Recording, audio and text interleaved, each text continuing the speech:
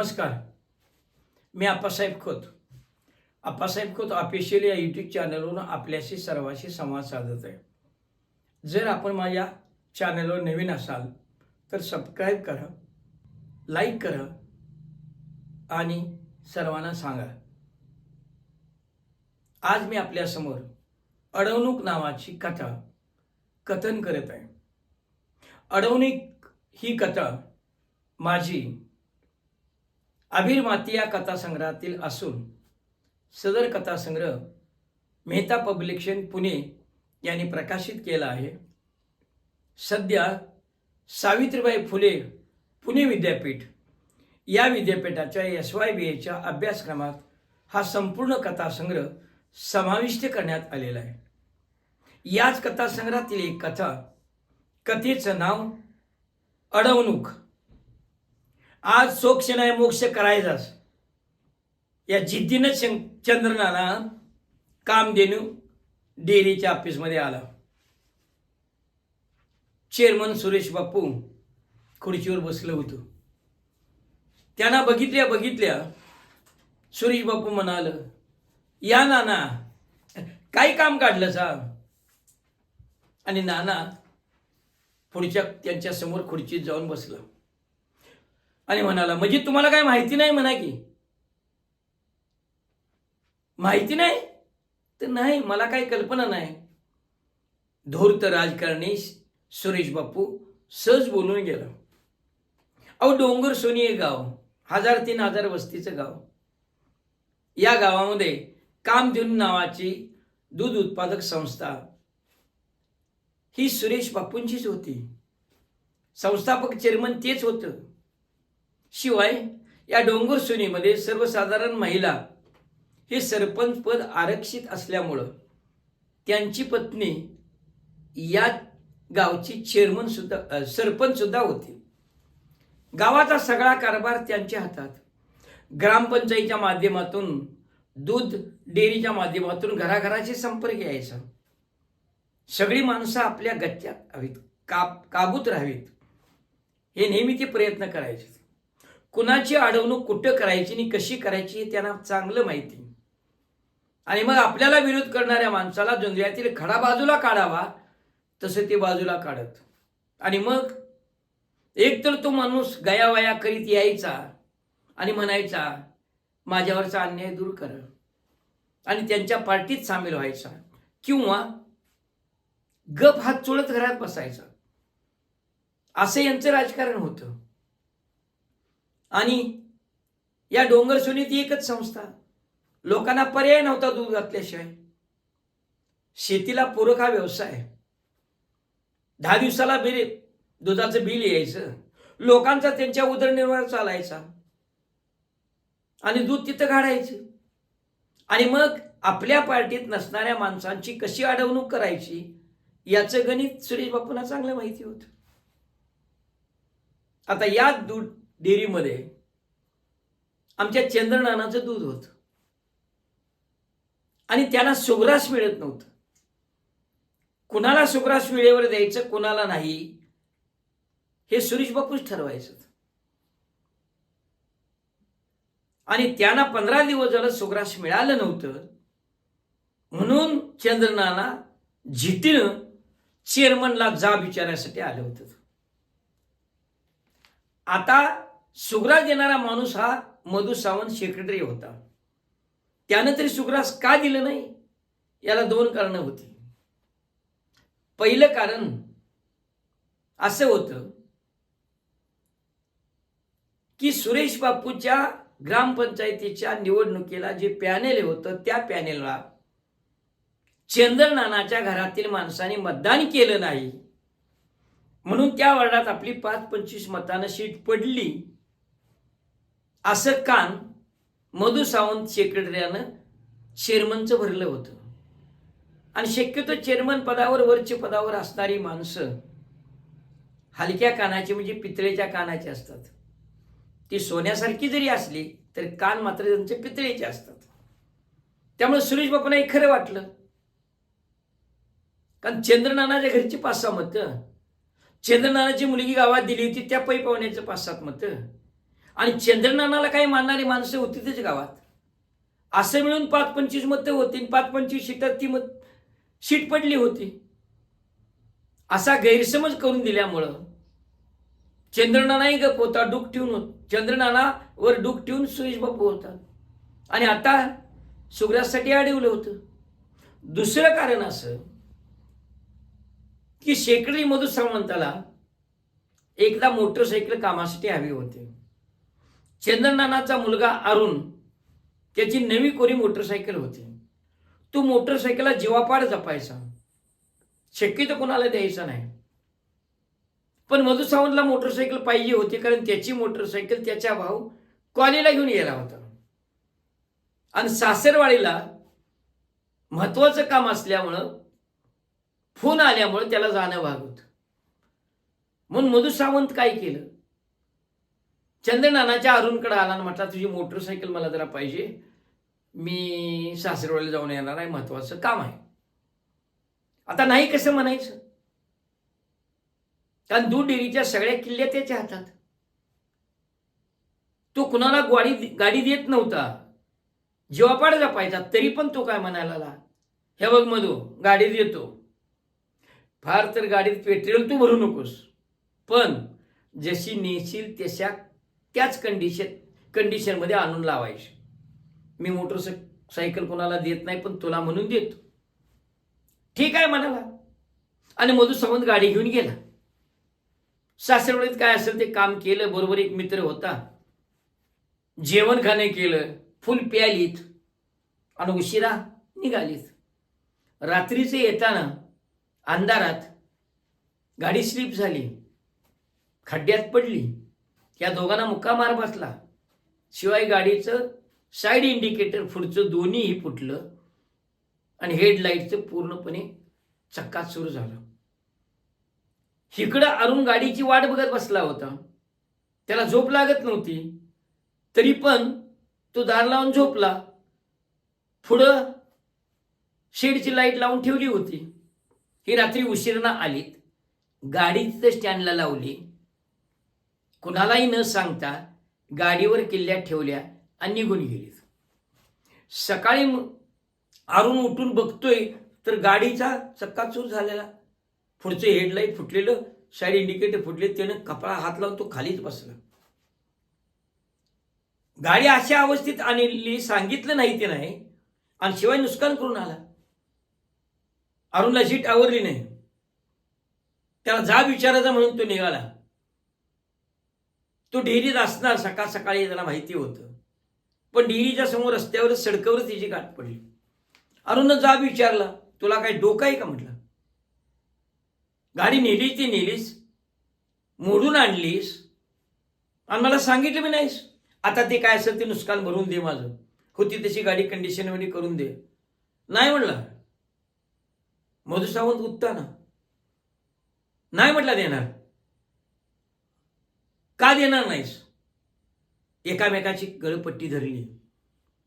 बोलाने शब्द वाढत गेलं आणि एकामेकाला मारहाण झाली. गर्दी जमली, अंगावरचे कपडे फाटेपर्यंत मारामारी झाली.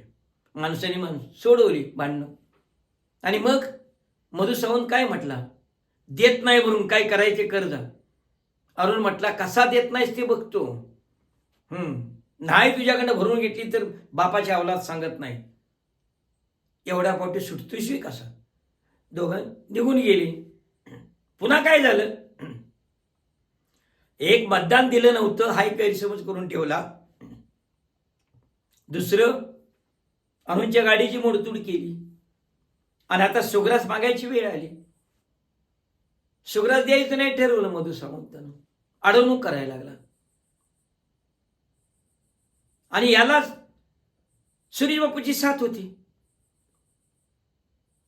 सुग्रास मागाय गेल्यावर चंद्रनाला त्यानं काय सांगावं, काय नाना आत्ता आला जावी, अहो कालच सुग्रास संपलं, कमी लॉट आलता हो, अगोदर सांगाय नाही सांग.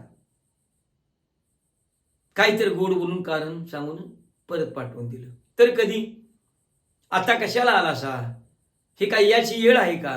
आता बघा बिलं वाटायची आहेत, माणसं थांबल्यात, ताटकाळ उभा राहिल्यात, आता बिलं वाटायचं का तुम्हाला सुग्रास द्यायचं? अशी कारणं तो सांगत राहिला. पण मधु सावंत आपल्या पार्टीच्या माणसांना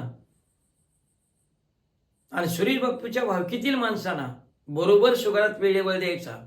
सुग्रास संपत आलंय की हळूच सांगायचा, सुग्रास कमी राहिले, लॉट उशिराने येणार नाही, ताबडतोब सुग्रास उचला, मग संध्याकाळी या. गुपचूप तो द्यायचा.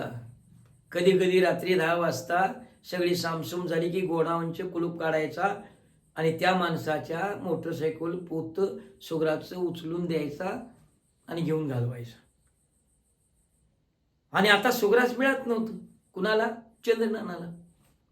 कारण तो डाव ठेवून होता. चंद्रनानाचे या दुधाच्या सुग्रास न दिल्यामुळं नुकसान होत होतं. म्हणून चंद्रनाना जाब विचारायला आला होता.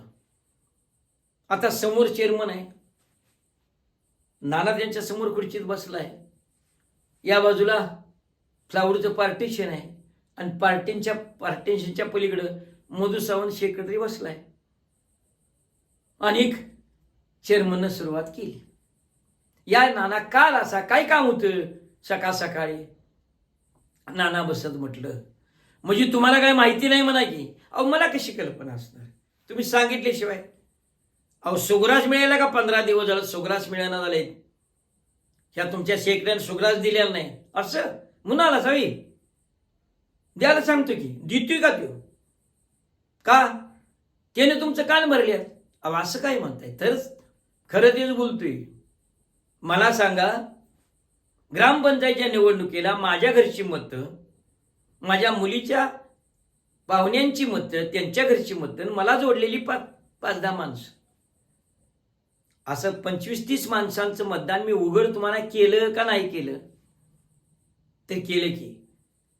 मग तुम्ही सुरेश तो सांगतोय, मधु सांगतोय म्हणून गैरसमज का करून घेतला? सांग बरं. मला सांगा आता, हे सुग्रास देण्याचं न कारण काय? ऑफिसमध्ये दंगा चालला होता, गर्दी, बाहेर गर्दी, रस्त्यावरची आत आली, केबिनच्या भोवती पोरं उभा राहिली आणि चंद्रनाना जाब विचारत होता. मला सांगा म्हटलं, सुग्रास न दिल्यामुळे आमचं नुकसान किती झालं? तिथं मनोहर मोहिते होता. मोहन मोहिते हा सर्जेराव जाधवांचा मावस भाऊ होता. सर्जेराव जाधवांनी या गावात नवीन डेअरी काढायचा प्रयत्न केला होता. त्या काळात ही एकच डेअरी होती. आता डोंगर सोनीमध्ये 4-5 संस्था झाल्यात दूध संकलन, पण त्यावेळी एकच होती. मधल्या काळात सर्जेराव सावंतने डेअरी काढायचा प्रयत्न केला, प्रस्ताव पाठवून दिला, पण सुरेश बापूनं नो ऑब्जेक्शन दिलंच नाही. त्यामुळे नवीन डेअरीचा प्रस्ताव बारगळला, रहित झाला. लोकांना आता सुरेश बापूच्या चेअरमनच्या डेअरीशिवाय पर्यायच नव्हतं. ह्या गर्दीत मोहन होता. सगळी माणसं आली वरती, 10-12 जण. ऑफिसच्या भोवती कोंडी झाली. चेअरमन बसलं होतं आणि मोहन म्हणाला, नानाची अडवणूक केली. का केली? सुग्रास काय फुकट देता तुम्ही?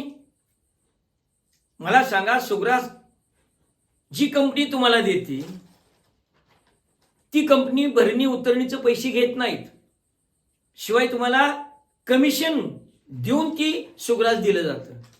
आणि तुम्ही काय करता? पोत्याला 4-2 रुपये जास्त घेऊन आम्हाला देता. मी पैसे जातात कुठं? म्हणजे तुम्हाला 4 पैसे मिळतात का नाही? चेअरमन फटकन म्हटलं, नाही तेवढं मिळत. अहो कसं मिळतील? म्हणजे थोडं तरी मिळतात ना? चंद्रनाना म्हणाला, मग एवढं असताना आमचं पैसे बिलातून कट करून घेत असा आणि वेळेवर सुग्रास का दिलं नाही? मी सांगतो. मोहन म्हणला, मी सांगतो की का दिलं नाही ते. मतदानाच्या याला उलट मतदान केलं म्हणून तुम्हाला सांगितलं, आणि दुसरं अरुणची गाडी मोडून आणली आणि दुरुस्त करून देत नाही म्हटला, त्याचा डाव त्यानं धरलाय. जावा रे, कुणीतरी अरुणला फोन करा, येऊन द्या अरुण. तरुण आता जागृत झाली होती. सुरेश बापूच्या विरुद्ध आवाज उडवत होती. आणि नाना जा विचारायला लागला. चेअरमन बापूंना म्हटला तू, चेअरमन साहेब तुम्ही सुग्रास नाही दिल्यामुळे काय झालं मला सांगा. मी पहिल्यापासून तुमच्या डेअरीत दूध घालतोय की नाही. तर होय. आता 4 डेऱ्या झाल्या, कोणीकडे हटले का नाही. सकाळ संध्याकाळ मिळून 20-22 ते 20-30 लिटर माझं दूध येतं. आता कमी आलं. कशामुळं? सुग्रास नाही दिल्यामुळं. तोच धागा पकडून मोहन म्हणायला बरोबरच आहे नानाचं. आज तुम्ही सुग्रास नाही जनावरांना घातलं तर जनावरं 10-15 लिटर, 15, 16, 17 लिटर दूध देते नानाच्या आमच्या घरी. हे सुग्रास नाही दिल्यामुळे सकाळी अर्धा लिटर, संध्याकाळी अर्धा लिटर दूध त्या गाईचं कमी झालं. अशा 5 गाई म्हणजे दररोज 5 लिटर. 10 दिवसाचं झालं किती? म्हणजे मिळणारा नफा आमचा तोट्यातच गेला. तुम्ही सुग्रास दिल्यावर पुन्हा काय होणार? सुग्रास खाऊन मूळ पदावर गायी यायला 2-3 दिवस पुन्हा जात्यात. ते दिवस आणि तोट्यात. आणि वर तुम्ही का सुग्रास फुकट देतायसा?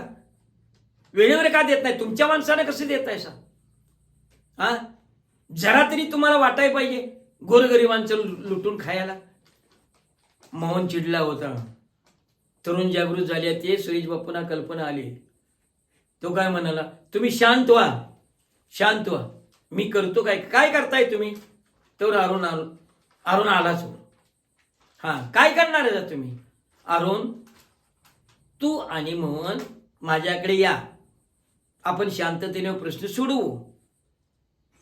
सुरेश बापू हळूच म्हणाला.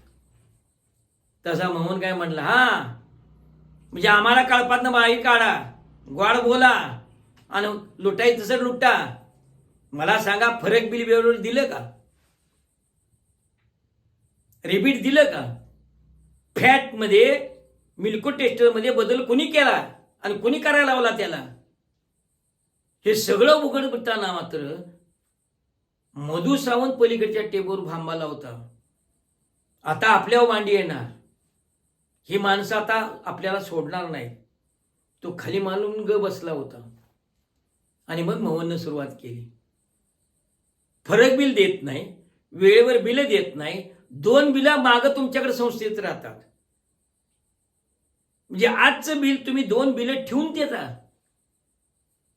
ॲडव्हान्स देत नाही. ते नाही मग हे पैसे तुमच्याकडे आमच्या गावात सगळ्या राहत्यात. त्याला जबाबदार कोण? याच पाणी तुम्ही खाणार, आम्ही उपाशी तर मरू. काय सांगतोय तो मधु सावंत? गुंठावर जमीन आहे का त्याला? मॅट्रिक सुद्धा पास नाही, 10वी पास नाही देऊ, तरी 20 लाखाचा बंगला बांधलाय. हिरो होंडा गाऊन फिरतोय, सफारी घालतोय. कुणाच्या जीवावर? आमच्या गावाच्या जीवावरच ना हो. आणि तुमची त्याला फुस आहे. अरे असं नाही ना, असं नाही काय 4 रुपये ह्यातनं मिळतात? मला सांगा ना. इमारत बांधायचं म्हणून पैसे घेतलं तर लिटर पाठीमागं कट करून संस्था निघाल्यावर 4थ्या वर्षापासून 2ऱ्या वर्षापासून पैसे कट करून घेतलेत. कुठे गेली इमारतीचं पैसे? किती लोकांना लुबाडायचं? आणि आता म्हणताय तुम्ही दोघं माझ्याकडे या, समजुतीने प्रश्न सोडवूया. काय सोडवताय तुम्ही प्रश्न? हा, आता मी त्याला सोडणार नाही. अरुण वैतागून म्हणाला. तोपर्यंत चेअरमन साहेबांचा पुतण्या शिक्षक होता, रिटायर झाल्याला, सर चक्कर माना म्हणून डेअरीकडे आला. दंगा चाललाय म्हणून ऑफिसमध्ये आला. आणि त्याने का म्हणावं, ए कोणी दंगा करायला नाही, शांततेत थांबायचं, काय असेल ते प्रश्न तुमचं सोडवतो मी, पण इथं वाता करायला नाही, ऑफिस आहे. तसा मोहन म्हटला, सर बसा गप. हा, हे तुमचं ऐकायला काही तुमची शाळा नव छेड्या पडल्यावर पोरग बसायला? गावाचं लुबाडून खाताय ते खातायचा आणि वर कुणाला तंबी देतायचा? गप इथनं जायचं. रंग बदलला होता. नानाला सुग्रास मिळते का नाहीची चिंता होती. अरुण भडकला होता. मोहननं संधी साधली होती. कारण आता युतीचं सरकार आलं होतं. सर्जेराव जाधव त्याचा मावस भाऊ डेअरीचा प्रस्ताव दिला होता, थोड्या दिवसात मंजूर होणार होता, म्हणून मोहननं सुद्धा बोलायला हायगाई केली नव्हती. बाकीचे जे गावातल्या बघा जावा की म्हटलं. दूध घालणाऱ्या सभासदासनी गणपतपुळा असू दे, पावस असू दे, नाही तिथं देशावर पंढरपूर, तुळजापूर, गाणगापूर इकडे सली घेऊन जातात. वर्धापन दिनाला रिबीटचा फरक बिल दिलं जाते, शिवाय भेट वस्तू देतात. आणि तुम्ही काय करताय? तुम्ही मेल्टको टेस्टरमध्ये बदल करून आमचंच मलिदा खातायचा. हा, म्हणजे तुमचं कसं चालतंय? आणि गोरगरिबांचं नुकसान होतंय, आम्हाला कच्चित पकडतासा. पार्टीचे राज करून आमचं रक्त पिळून खातास, रक्त पिळवायला होतायचा. आणि राजरोसपणे रक्त पितायचा. आता हवा बदलली होती. चेअरमन साहेब खुर्चीतनं उठले, म्हणजे शांत व्हा, सुग्रास देण्याची व्यवस्था करतो. काय देऊन करायचं आता? आता सुग्रास ती देणार. आता दूध कमी झाले ते झाले, रुटीनवर यायला आणि 2-3 दिवस जाणार. काय सगळा फरक बदल सगळा बदल झालेला लक्षात आल्याबरोबर मधु सावंताला वाटलं आता इथनं गेलं पाहिजे. ते तिथनंच केबिन मधने काच बाजूला केली. चेअरमन साहेबांना म्हणाला, घरात मला फोन आलाय, मी जातो, लगेच मागे येतो. मागच्या दारातून निघाला. त्याचा नाना मला, अरे कुठं निघालास? मला सुग्रास देतोयच का नाही? हाय मागे येतो. कुठलं मागे येतोयस? तर अरुण म्हटला, सोडायचा नाही, धर त्याला. मोहन हो पुढं.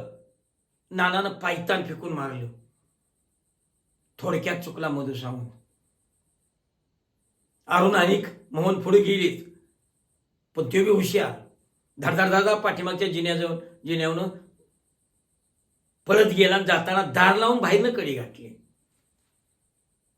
लगेच मोहन म्हटला, चला रस्त्यावर इथं दंगा करायचा नाही. तो निघून दोघं जण ऑफिसमध्ये बाहेर पडली. सडकावर घावल त्यो. जाऊन कुठं जातोय? घरातच असणार, उद्या तरी येणार, इथं याच आहे. नाना म्हटलं, आता बी सुरेश बाप्पू आम्हाला सुग्रास मिळत नाही. मोहन म्हणाला, नाना चला खाली. अरे कशाला येऊ? नाना हालून बुडवून घ्यायला लागलं. अरे काय म्हणून रगात आठवतोय मी, दूध घालतोय आणि मड्याच्या तोंडचं लोणी खातायसा. फडा नाना मुस्काळ मारून घ्यायला लागलं. मोहन त्यांना कसा ते आवरलं, ऑफिसमध्ये बाहेर घेऊन आलं. तर मधु सावंतानं घर गाठलं होतं. रस्त्यावर गर्दी, ऑफिसमध्ये गर्दी जमली होती. त्या गर्दीतनं वाट काढत कसं तरी मोहननं आणि अरुणनं नानाला आपल्या घराकडे नेला. चेअरमन साहेब खाली मान घालून बसलं होतं. मधु सावंताची खुर्ची रिकामी होती. आणि गर्दीवर, आता रस्त्यावरची गर्दी काय होणार म्हणून प्रश्नचिन्ह त्यांच्या समोर उभं राहिलं होतं. नाना घरात गेला, अस्वस्थेत बसला.